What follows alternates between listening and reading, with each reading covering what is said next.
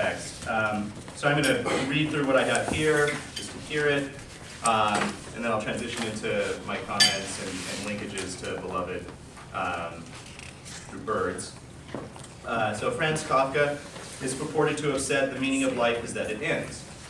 It's perhaps a bit quippy for a scholarly seminar, and the saying itself cannot be reliably sourced. So, whenever you try to find out when and where he said this, I mean, this is true with a lot of things with Kafka, actually, but because Max Brod, his biographer and friend, kept meticulous notes, but a lot of those notes have disappeared. But I think we also have to concede that regardless of whether Kafka said it or not, Kafka is a worthy signifier for the modern shaman artist imbued with oracular knowledge. So let's give Kafka some space to tell us what he might have been about here. What exactly can we do with a statement like this? Is it just a modernist memento mori, a talisman against vanity?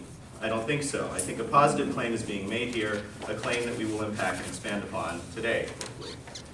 For starters, meaning requires summation.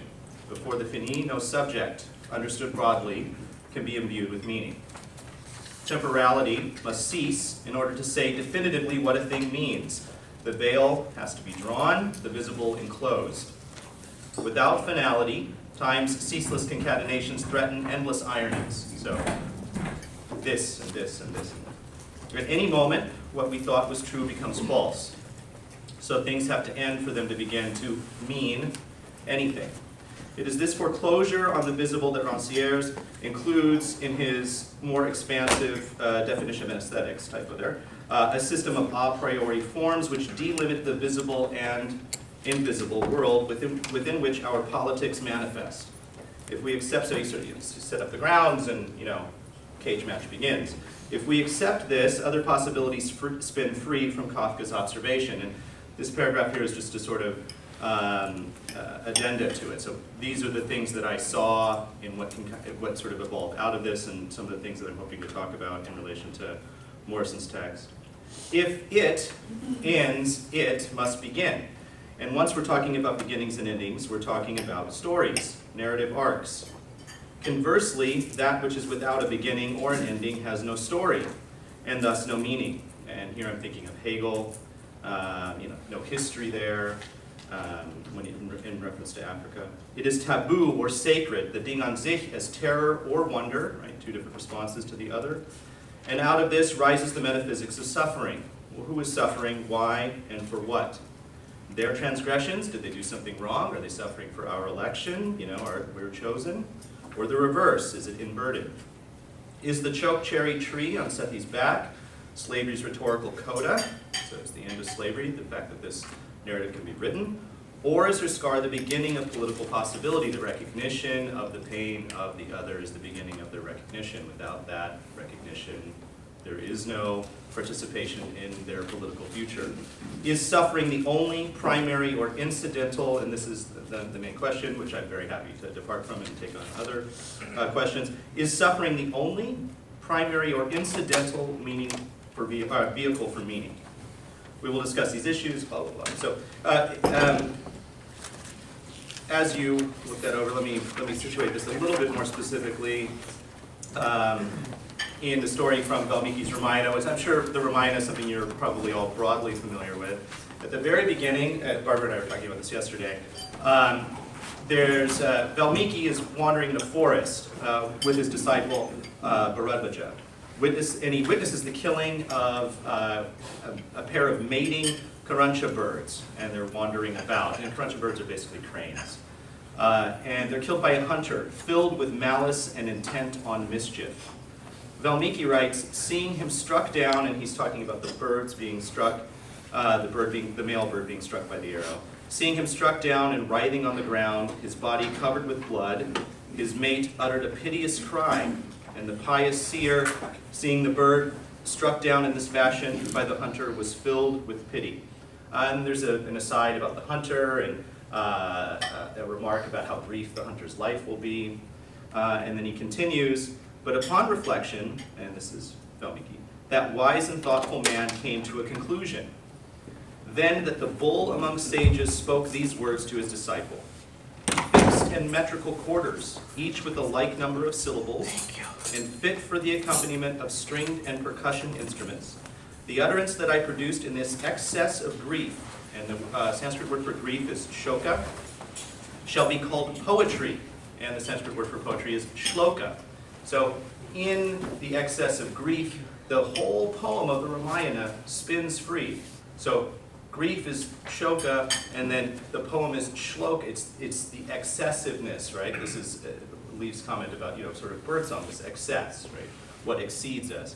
And Danielle was actually talking about that as well, like sort of what we move into a text, right? It's larger than we are. And nothing else. From grief's lugubrious sigh comes poetry, but not just any poetry, right? It's not just free form. It's a formalized scripture with definitive. Now it is a smriti, right? It's not a shruti. It's not heard.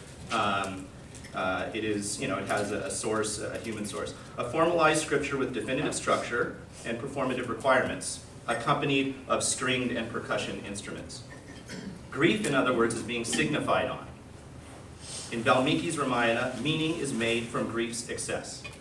Strange fruit indeed, and this is a reference to the title, right? The famous song, obviously. After Valmiki witnesses the destruction of the birds and invents poetry, because, right there on the spot, poetry is invented by him in this tradition, he is visited by the god Brahma, who explains to him the purpose of what he just saw. And this is the result of the grief. With a smile, Brahma spoke to the bull among sages. This is a shloka, a poem, that you have composed. You needn't be perplexed by this. Brahman, it was by my will alone that you introduced this elegant speech. Greatest of seers, you must now compose the entire history of Rama. For all that befell wise Rama, whether in public or private, will be revealed to you, even those events of which you are ignorant. So even the things you don't know, you can know. This is also the famous, Socratic, like I know that I don't know, that Paul de Man makes so much of. No utterance of yours in this poem shall be false. As long as the mountains and rivers shall endure upon the earth, so long will the story of Ramayana. So it's even older than the land, right? The poem that spins free from the scripture supersedes even the land. The mountains and rivers shall endure. And as long as the story of Rama you compose is told, so long will you live on in my worlds above and below. Meaning is never, so this is something that I thought of in response that I was provoked by what Vincent had said yesterday. Meaning is gone, right? The master is gone, and sort of what's left of these pieces and shards and beloved. This provoked me in a sense that my response to it is that meaning is never gone, because grief calls us to make it. So grief invokes our desire to, not even desires, I don't, that's too anthropomorphic, right? It's a gesture, meaning is sort of the excess of our gesture in being confronted with a world that exceeds us. And even in the absence of meaning, as in meaninglessness, its power is total because it commands death. And here I'm thinking of Camus, Myth of Sisyphus, and Nietzsche's Silenic wisdom. The best thing is to never have been born, right? Because there's no meaning, and so life isn't worth living. Well, this is the state. I mean, this is slavery, right? I mean, this is forced ascesis. But aside, which this is where I think we now dovetail into sort of the critical part of our work. Who is sanctioned to make it? Who gets to make the meaning? Whose meaning is counted? And here I mean literally, right, 3/5, etc. And figurative counting sets the terms by which an account of meaning can occur. So in thinking about the way in which meaning is conveyed, right, which is my charge, I came back to again and again that it spins free, not just, and the Ramayana was a reminder of that, but it spins free from these stories of grief, from beloved, right? And beloved is sort of embodied grief. That's my opening gesture.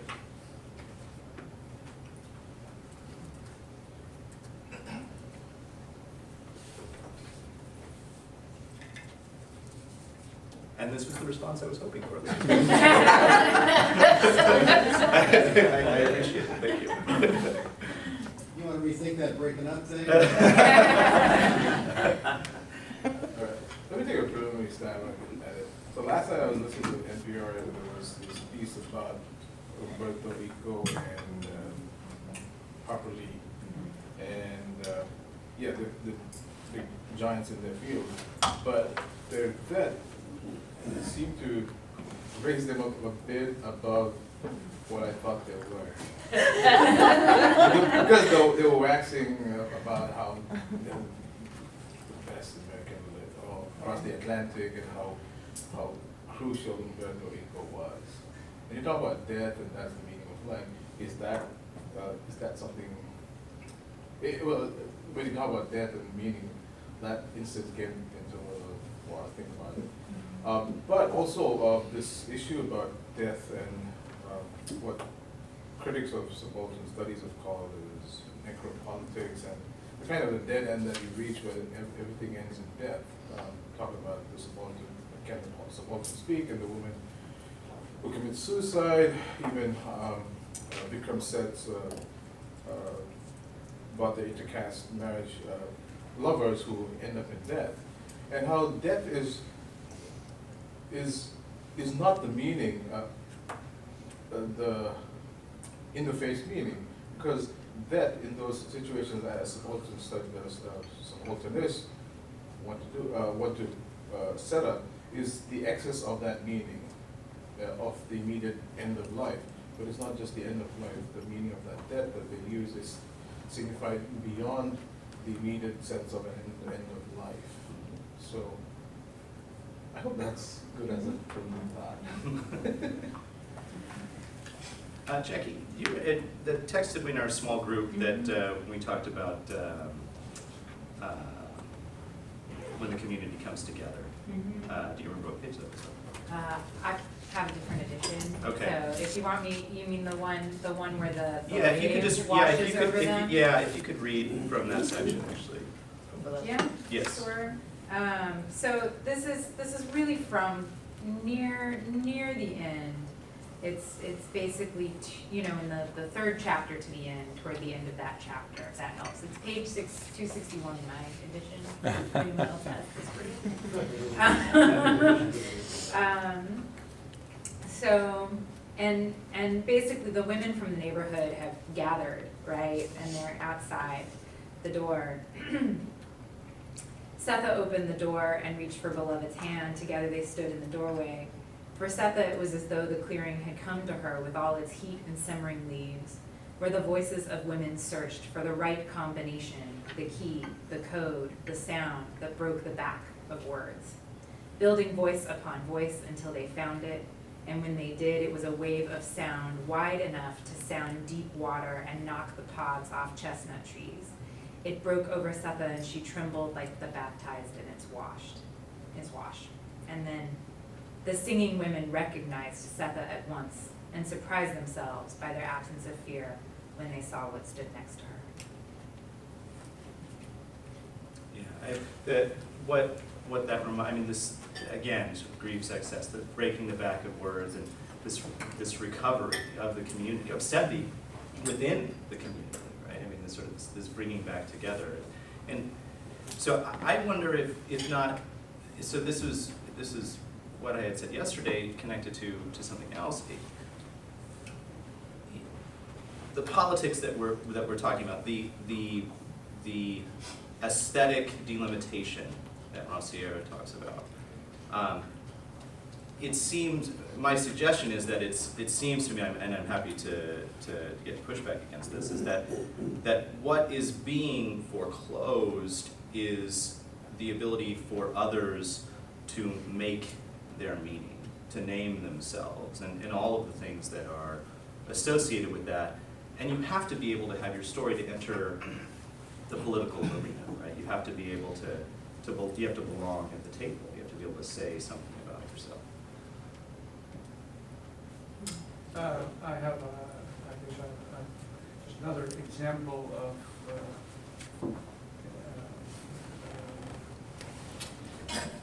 what I take to propose, namely the way grief,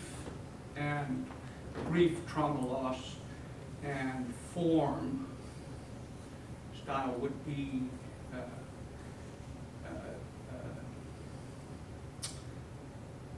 the framework for talking about how meeting happens and how it keeps moving. I don't know if you know the work of W.G. Sebald. So a German writer, expatriate living in England and killed in 2001 in a car accident. His work, which includes also a famous essay called Luft, Krieg und Literatur, and basically he's writing back to the German literary community for never having taken up the firebombing of Germany. There's a bad kind of forgetting, and then his own work includes kind of is increasingly taken up with the question of Holocaust in Germany. But the interesting thing is he's also sometimes called the theorist of melancholy. But what's interesting about his work as an effort to create meaning out of grief, or to deal meaningfully with the grief of Germany and loss and love and all those things, is his style. He writes periodic sentences that go straight back to the 19th century. And that style is what irritates modern German writers endlessly. So that, and he does that deliberately. And the form of the periodic sentence, which is so antiquated, is the thing that really provokes dismissal by those literary critics who are clearly ensconced within the modern German meaning-making machine, the major news, Frankfurter Allgemeine, and so on. So that what I find intriguing about him as an author, in the key of melancholy, in the key of grief, is the way his style, his form, those measured cadences are actually an essential part of him both, if you will, grappling with, but of course it leaves it in the end quite open. It doesn't resolve. And even though the form itself would seem to be pointed in the exact opposite direction. That seems to me to be exactly what Paul Ricoeur at the end of The Rule of Metaphor was getting at when he argued for the same kind of tension in the metaphorical sentence actually being the way being opens up. So in his effort to try to understand that kind of play of language is actually productive of freedom, of an expansion. Rub those two texts together, the rule of metaphor and the work of Sebald, and I think you've got another example of the kind of thing you're asking us to consider. Your statement about meaning coming out of excess, and then also something, I think it was said yesterday, talked about the relationship between meaning and trust, and then also in Lotman saying about meaning coming out of entropy in a message, reminds me of a couple of weeks ago I was in the Los Angeles airport, and as I was in line for security checkpoint, there was an art installation there.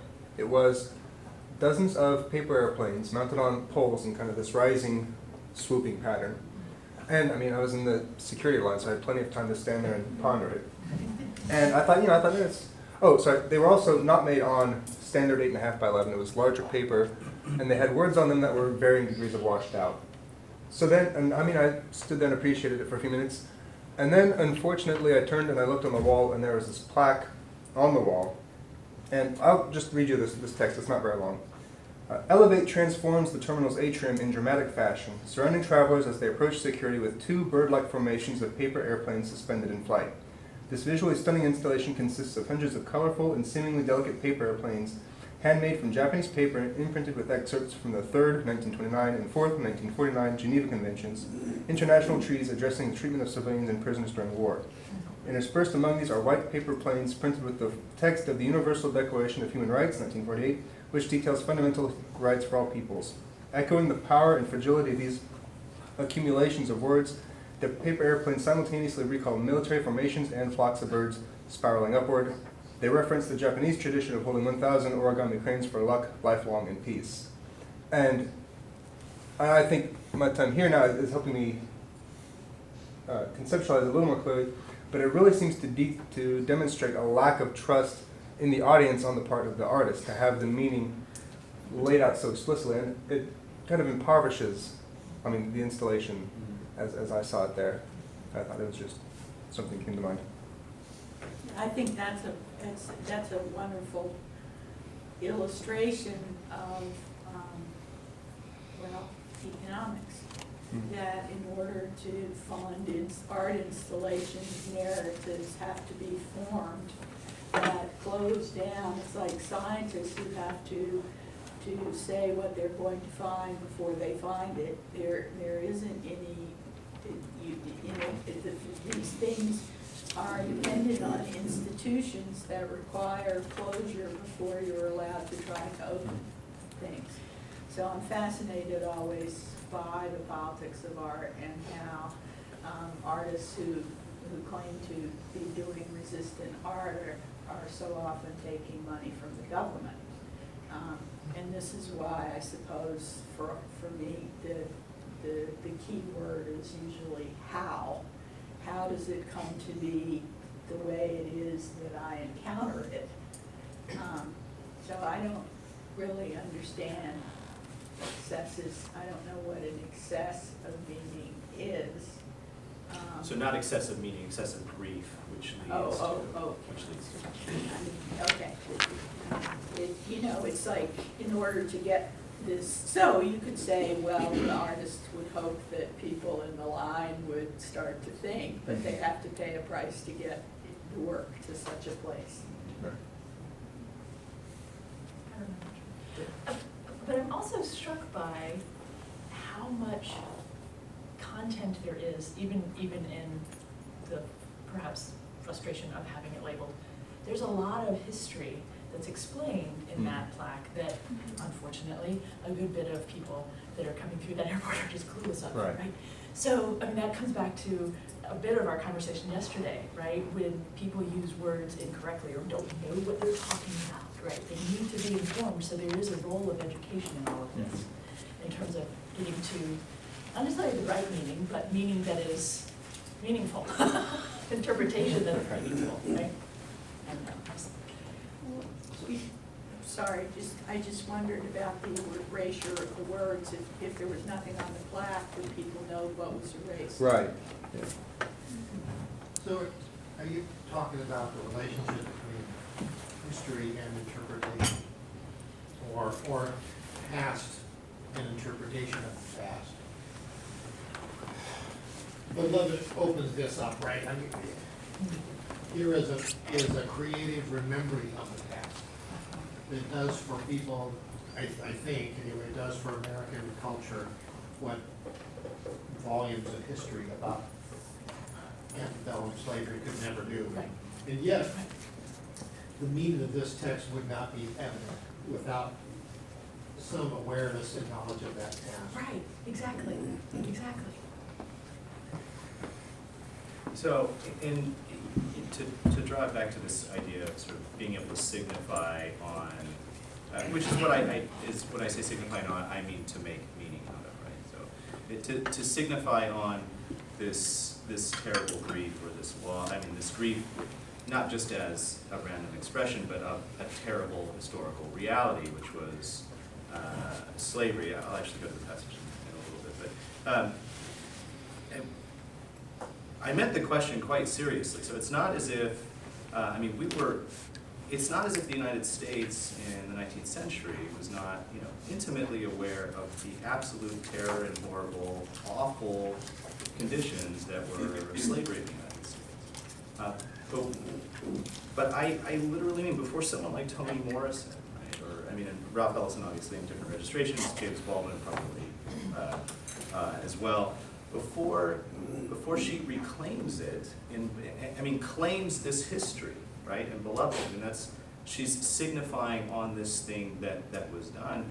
does it enter into political consciousness in a concrete way before the means of expression, right, are taken, right? The master's tools are taken. I was going to say that it seems to me that the implication of the Kafka quote, as well as Rancière about the quote for the paint or for the art installation, is that that's really not the end, right? Like writing on a plaque what this thing means is the last conceit of the author saying, okay, I'm going to give it my last shot, and hopefully you'll believe me that this is it. Because we all know that you still get to interpret what you want to interpret, and we can talk about and deconstruct and make that critical turn on this thing that we've now made the object, right? So that life is, the meaning of life is that it ends, and then we get to talk about the meaning of life, right? I mean,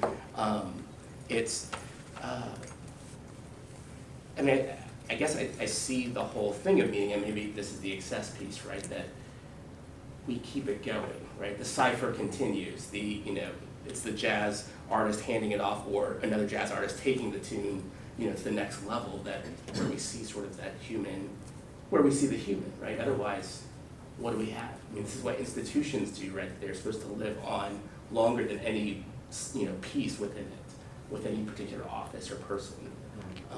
So, I think we recognize death, and then that question of, well, what do we do with it is the opening. Right.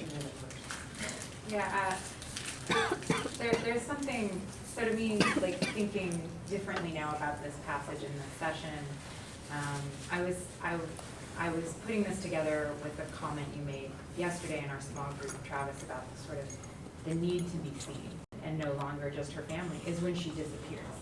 And I'm sort of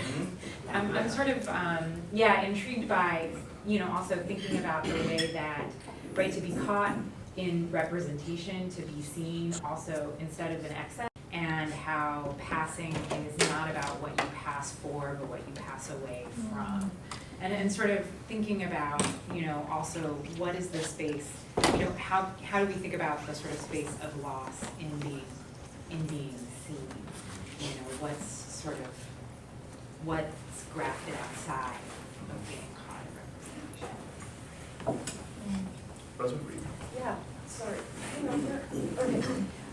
Travis, I need a little help, because you put out just a tremendous amount. I'm trying to catch up with you. And You're so well, polite. no, I really appreciate the hard work, and it just seems like some elegant thinking here. So I want to honor that, but I also want to just confess right up front, I just need a little help, because some of what you're saying, I'm reading as, are you suggesting that, it slips for me into, is loss or grief or death, is that the site, the origin of meaning? Is that what you're going after? Because then you're also talking about excess, and so that was my first question to you, because I'm so distrustful of origins that I want to stay away from it. And the second thing was, so some clarification there. The second thing was, when I read this question, I guess I'm eager to get into forms, and particularly for those of us who love language, it might be interesting to think about nonverbal forms of meaning, like music and painting and things like that. So Sandra, my friend, was here yesterday, and we were talking about the difference between somebody like me, who might come up to a piano and recognize its meaning as a musical instrument, but not know enough to put my fingers on it rather than my face on it, or an elbow or something like that, and then begin to pound. I'm not making music. There's nothing meaningful about it. Whereas somebody else who might know might not play a beautiful, Bach piece, but do some improvisation that people would recognize as deeply meaningful, if you know the tune. So those were the two things that I wanted to respond with is, are we talking about origins, and can we talk about forms? We definitely don't need to talk about origins, and forms I think is a great vector to go off on. To address the issue of kind of the sloppiness of that language. Excess, I do agree, is a bit abstract for what I mean. So when I say grief and excess, I literally mean the body being overcome, right? That's sort of that lugubrious cry. This is the wail, right? I literally mean the body struck by something that exceeds it, right? Which I do take, and I would say, I do take, and not to foreclose anything, but I mean, just to put my cards on the table, I do think that that begins with death. I do think that that begins with the absence of the other, of the beloved, of, you know, I mean, sort of the gone. And in that expressive, now, that doesn't have to be, I'm just saying that's where I'm coming from with that. So you're reading that correctly, but I don't, for me, I don't think that forecloses anything. I think that opens everything up for improvisations, for the forms that spin out of that. So, I mean, that's actually, I literally mean, and Leif kind of was helping me with this morning, that, I mean, I do not see it discontinuous from our animality, from our being in body, and just, you know, it's more sophisticated. Richard or Robin, I'm not sure which one of you was first, so. Well, I was just going to respond about origins. I think origins and sort of even the rhetoric of excess and the slippages that you were talking about, like in terms of, that's when we really notice that's weird. Like this is that weird thing that these people keep doing. They keep talking about meaning. Like I was thinking about the piano example. The development of music as a thing is people trying new things and banging their head against the keyboard and saying, yeah, convincing other people that it's music. I mean, like it's the guy that says arrest, you know, no sound is actually music too and meaningful. It's the person that says, you know, there are things beyond half steps and whole steps. There are different scales out there, and that can be convincing, and you succeed once you've convinced everyone that what you've been doing all along has been meaningful. But I think it's those slippages that, like, when we start talking about roots, we should be like, wait a second, something's going on here. But it's been going on. It's the stuff that we'll get into as well. Robert. Kind of tying it in with Rancière, and I'm kind of talking about, you know, your response to closure, but it's continuous, that kind of thing. So for Rancière, I think he talks about, you know, different regimes, and from the regime of art is constantly caught in a tension. So maybe it might not be closed as opposed to continuous, but that it's you use the term ascetic. So perhaps it's a tension between art and the merging of other forms of activity and being. So instead of art as an autonomous entity, and as opposed to engaged art, you know, putting structure to it, perhaps he, so for Rancière, he's posing two types of politics of aesthetics, is the way, if I'm reading him correctly. The becoming life of an artifact, and the resistant form that is always, and that they always exist together. So in response to, or you know, kind of talking to you, Jane, as far as the, you know, I'm not even sure, are you guaranteed that the artist wrote that? Yeah, no. Yeah, You know, how many people have written books and it's like, well, I wanted it to be named that, but they said this, you know, Right. so, but my point is, so even if it was the artist that was, you know, so in terms of, you know, questioning who or meaning, you know, all those questions would still come up even, you know, at the airport as you're standing in line. Perhaps it's not a either or, but it's both of them being held in tension, you know, perhaps. Oh, it's just a couple things. One is, back to your comment, I'm not sure if you said, did you say nonverbal meaning? Did you say that? Yeah, I think one of the things I keep thinking about, and again, it comes back to thinking about a notion of a mantra, but there's non-discursive meaning and there's discursive meaning. And it seems to me, and I don't know how we want to unpack the notion of non-discursive, but it seems to me the wail of grief, before the explication of the shloka, shoka without the shloka, before the shloka, and the painting, the paper airplanes without the plaque, and the music before it. I mean, there's something else. There are different kinds of meaning, I guess is what I'm saying. And I think I remember when I first encountered it, to go back to Stahl for a minute. I really disagree with Stahl in many ways when he talks about the Vedic mantras have no meaning. Right. What kind of meaning? What does it mean? There is a kind of constitutive meaning, a non-discursive meaning that even the tradition itself would recognize, that doesn't necessarily mean explication, explanation, commentary. And it seems to me there's something about that wail before it finds expression in words, right? That breaks the. Do you have to be able to name it? I mean, you can name what it's not, but you have to be able to name what it is for it to mean.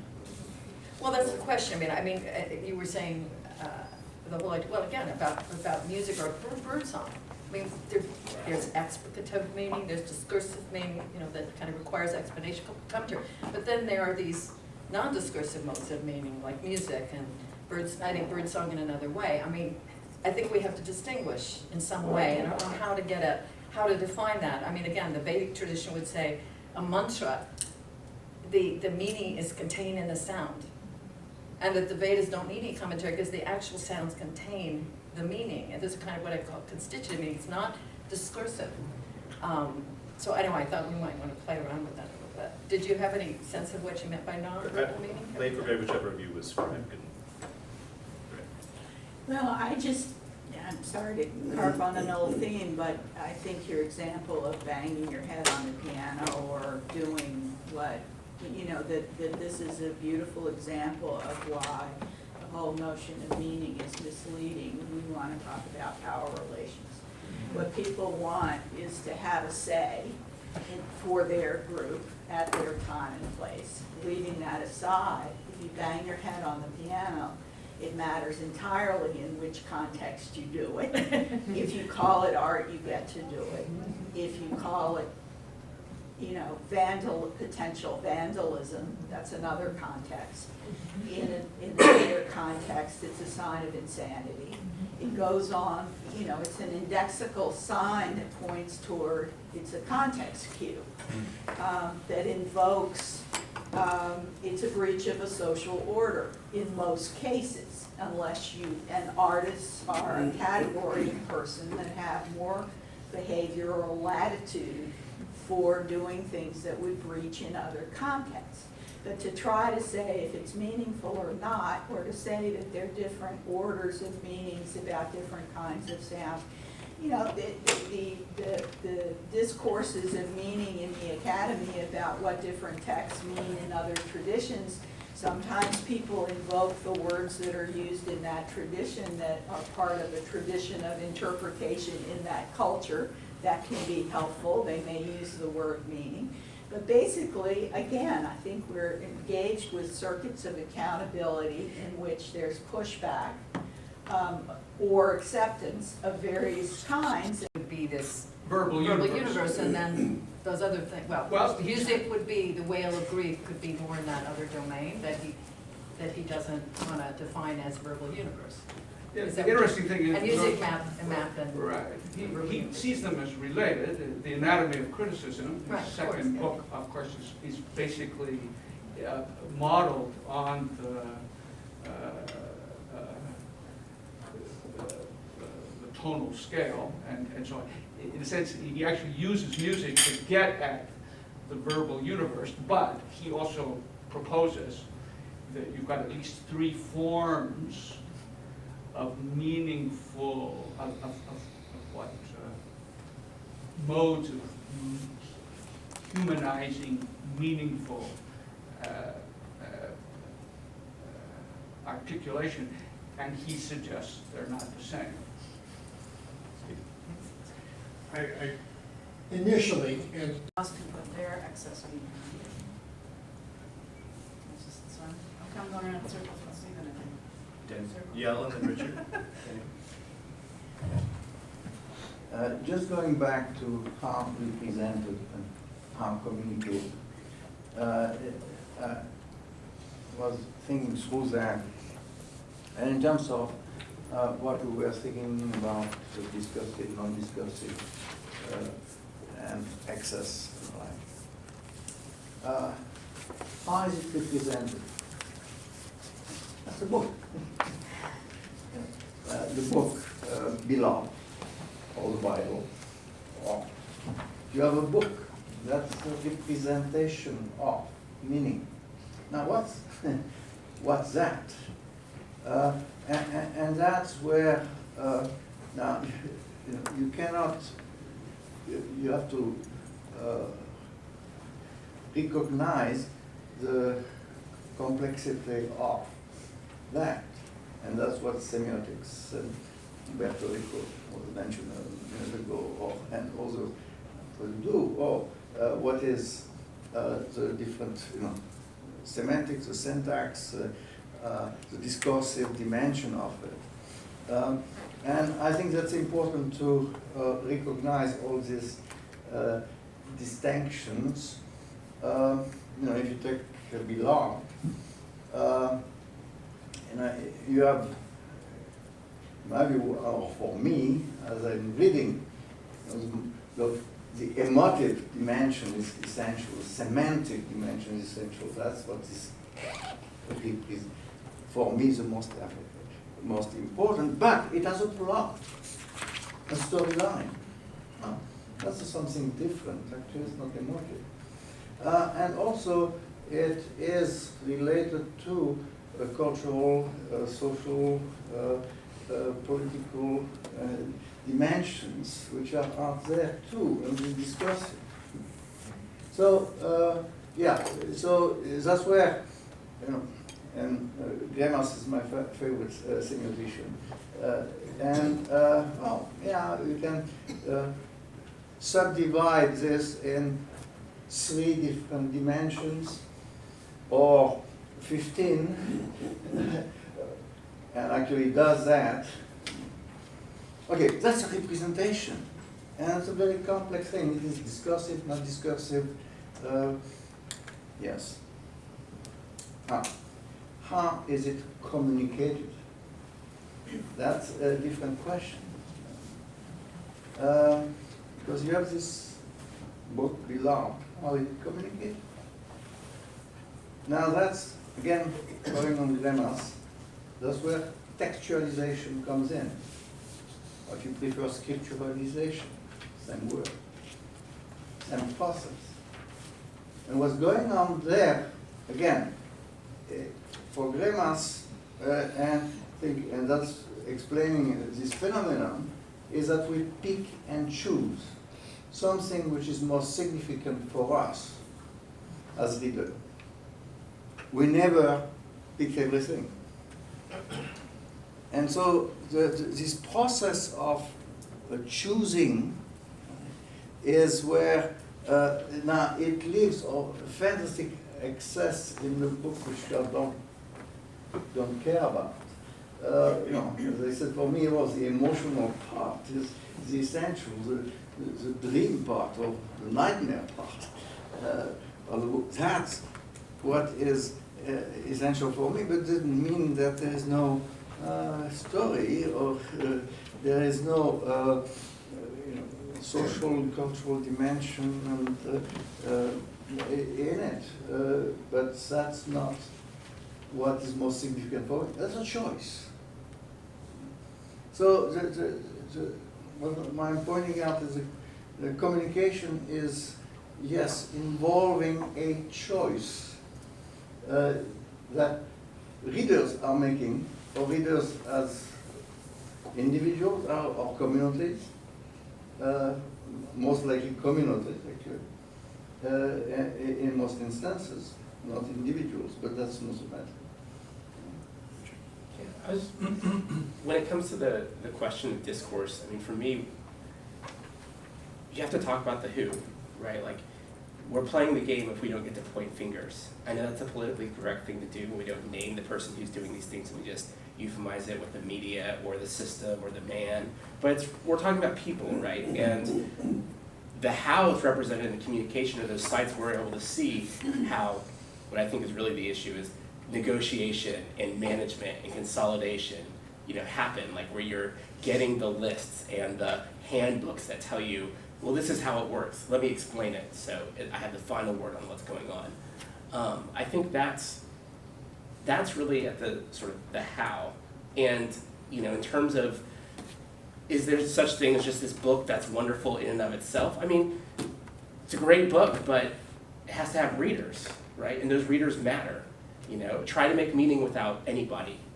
Good luck. You know, you're going to come back. At best, you're going to try and differentiate yourself so you can go on. I mean, that's what people do. And I would say that we see that inscribed on our product itself.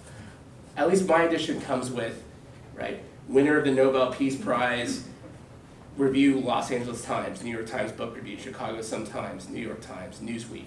That stuff says something, right, about how this process works. So the prediscursive, to me, is it's an after-the-fact sort of trying to make sense of power relations. I want to come back to a statement that from Beloved, how definitions belong to the definers, not the defined, and link this to this whole idea of meaning. So are we saying meanings belong to the definer, not the defined? If we're only saying meaning can be political, then that's what we're saying. But I have a problem with, I keep coming back to, it's not just about the dominant.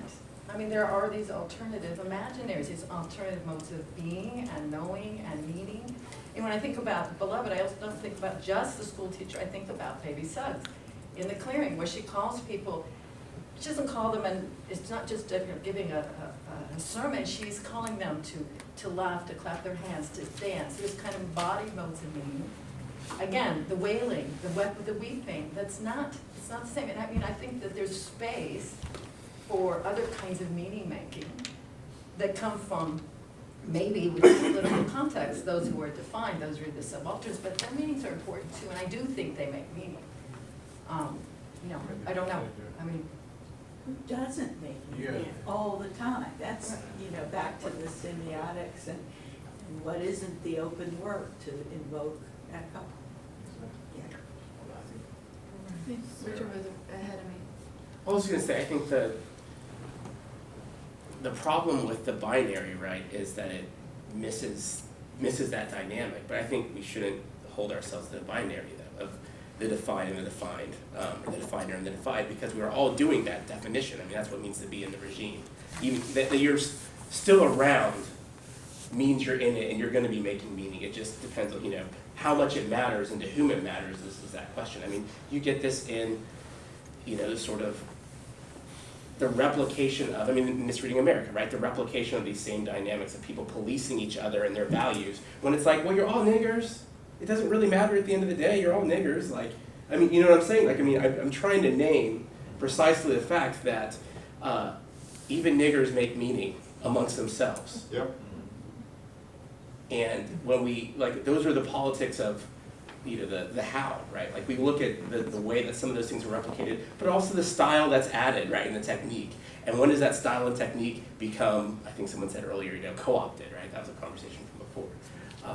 You know, why is it that hip hop for a while was noise, but now Harvard and Rice and Yale are buying up oeuvres of hip hop and giving chairs to artists, hip hop artists? They're now artists. They're not thugs anymore, right? I mean, this is a practical example, right? Like, that these things are in flux, and the prodigies, right, are the ones who figure out how to ride the wave and survive to do it. So if you don't, then you know you can get ostracized, killed, become a scapegoat. 1 second. Is that it? So, Was it Rachel? Yes. Sarah. Sarah, sorry. You called me right the first time. At the points in my idea about excess. So I've been teaching critical theory at an art school for the last 5 years, and one of the things that I've come to think is that artists are, I'm a theologian also though, that artists are better at theology than theologians are. And one of the reasons is I think I maybe have a different understanding of excess than other people at the table seem to have. But for me, excess or acknowledging excess is like an ethical act where you're recognizing that your creations are always falling short. And I think that artists do that again and again, which is why art is iterative and they never mistake their creations for the thing itself. So something that I've just been thinking about, I think excess got talked about in terms of grief, like an excess of emotion, but for me, excess is always pointed to like the transcendence or what can't be named or the uncapturable, and that is acknowledging that is essentially ethical, which has to do with the defined and the definer, because the definer is always failing, and it's only when you recognize that there's always failure, I'm thinking of like queer art of failure, like Jack Halberstam, that it becomes a political act, and you can see that the people that are speaking back, or the ways your images haven't captured them, post-colonial photography theory comes into my mind there. So I just am thinking about excess as an ethical position rather than I don't know what the other word for it. It seems essentially ethical to me. But I feel funny saying that after following you. I'm No, like, I mean, my excess, heart is pounding. well, I was Just like thinking, you were saying. like, excess is how you know you're alive, right? I mean, if you're around us to talk about, oh, there's too much or too little of something, you're still here. It's also how you know that you're failing always. And Jackie, no, I'm sorry. I'm way down the line, so Okay. like I had Kimberly's up, having that up before. So me. just as I get really wrapped up in what people say, if I miss your hand, that's just, I'm not good at that, so just, throw something at me and I'll definitely acknowledge it. So whichever of the three of you was next. I just have one Oh, line. I'm sorry, didn't go. Let them go. Oh, okay. I was gonna be super, kind of tying into you and talking about how ISIS is how we know what's going on. Thinking about ISIS, thinking about this whole thing, I suddenly remembered the thing that your Kafka quote reminded me of, another shaman poet, William Blake. Sure. In The Marriage of Heaven and Hell says, you cannot know what is enough until you know what's more. So it's the same thing. I'll just, look at and conceptual and how one can tackle how it's represented in the forms, and how these are all in the context of social relations. And we need to be mindful of the politics because it's in social relations. And for example, like the music and whatever form you might identify, there's, if you look at a culturally comparative perspective, you do have, there's a lot of ways to look at forms and look at the sense of how its genealogy, those forms, they themselves, that is another rich source of, I think, research and thinking about how it's communicated. Just two examples to put forward my point. Music, I was reading Kofi Agawa's representing African music and how polyphonic, European polyphonic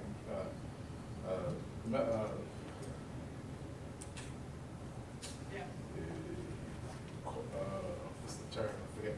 I'm not a musician, so how that trumps, say, the time signatures and African music, as if to say that African music did not exist. This is the colonial period, and how the Mbira becomes a very powerful signifier for African music. Second is the goddess Kali in Bengal, in Maharashtra, in Ladakh, takes on different. It's one